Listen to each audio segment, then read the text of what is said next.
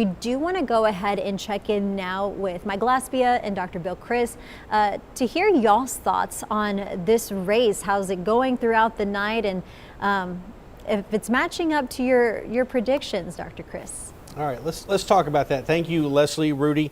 State Senator District 27, Adam Hinojosa, Morgan LaMantia, Robin Lee Vargas there. It is easy if you are someone who is supporting Adam Hinojosa to look at those numbers and say, look at that.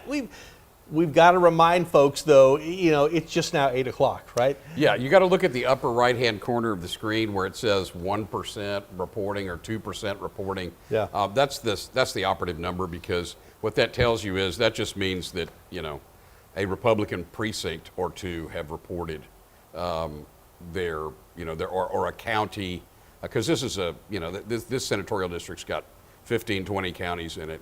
And so that's one small county maybe, or part of one small county or something. Yeah.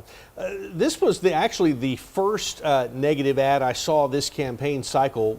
There may have been others, but this was the first one that I saw directed at Hinojosa. And yes. For a while I thought, wow, that's pretty strong stuff right there. Yeah, well, actually I'm a political consultant, and I was like, who is Adam Hinojosa? What is this? Which race is this again? Yes. And because most of Corpus Christi, where most of us live, most of Corpus Christi is not part of that senatorial district. Mm-hmm. Most of Corpus Christi is included in Juan Chuy Hinojosa's district, which is sort of center of gravity is in Hidalgo County. Yeah, and he, of course, ran unopposed and yeah, I mean, he's a shoo-in. Yeah, so very popular. That. And by the way, that's a good point here. We should explain to folks, if you went and you did early voting, or if you voted today and you looked at your ballot and you're seeing some of these races that we're covering and you're thinking, wait a minute, I don't remember voting for those people. There's a reason for that. Some of these districts are drawn in ways that will take you everywhere. Well, let's be honest.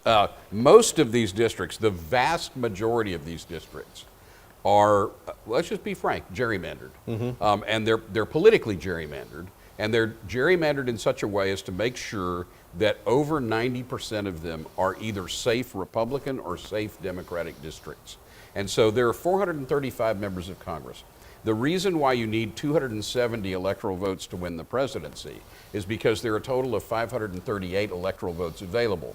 That's 3 for the District of Columbia, and the other 535 represent 100 senators and 435 members of the House of Representatives. That's where we get the number 538. 270 is one more than half of that. Mm-hmm. But of those 435 congressional districts, in our case, represented by Michael Cloud from Victoria.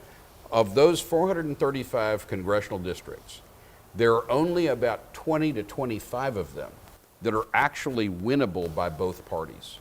Think about what that means, right? Think about what I used to teach this in political science class. The other 420 or 410 or 400 congressional districts are either safe Republican or safe Democratic districts. And everybody knows it. Yeah. So you understand now a little bit better, just like I do. Dr. Chris, thank you for that. Let's go back to Rudy and Leslie.